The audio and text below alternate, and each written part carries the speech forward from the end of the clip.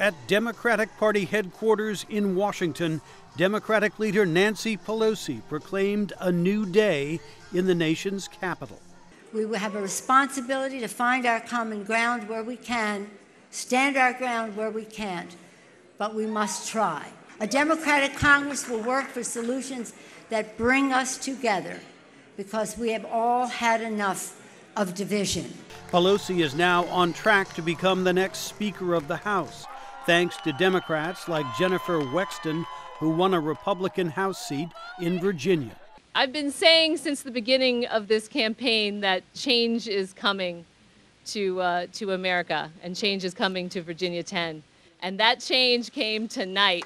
But Republicans expanded their narrow majority in the Senate with defeats of Senate Democrats in North Dakota, Missouri, and Indiana, where Republican Mike Braun emerged victorious. Because we as conservatives, being led by President Trump, we've got to prove why our way of thinking, why what works in the state of Indiana is going to work for the rest of America. And I really believe I can weigh in on that argument.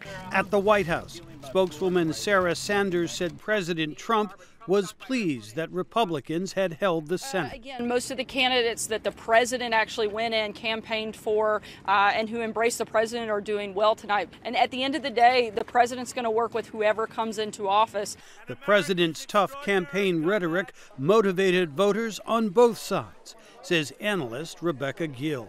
It sort of polarizes folks, and it gets more people engaged on both sides. That was evident in voter interviews with a Trump supporter in California. I agree with many of the things he's done, not everything, but many of the things he's done. I think he's got the best interest of our country in mind, both domestically and also internationally. And with a Trump critic in New York. Yes, well, we're hoping that he has a bad dream from which we are just beginning to awaken. First of all, by taking the House of Representatives, and in 2 years, by taking the Senate and the White House. Okay. Goodbye, Trump. In the end, Trump was a key issue for both sides, says analyst Capri Cafaro. There is enthusiasm on both sides, which I think is why we are seeing significantly tight races across the board in these areas that have been identified as toss-up states, toss-up races across the country. Trump and the Democrats now face a new question. Can they work together even as both sides begin preparing for the next presidential race just 2 years away?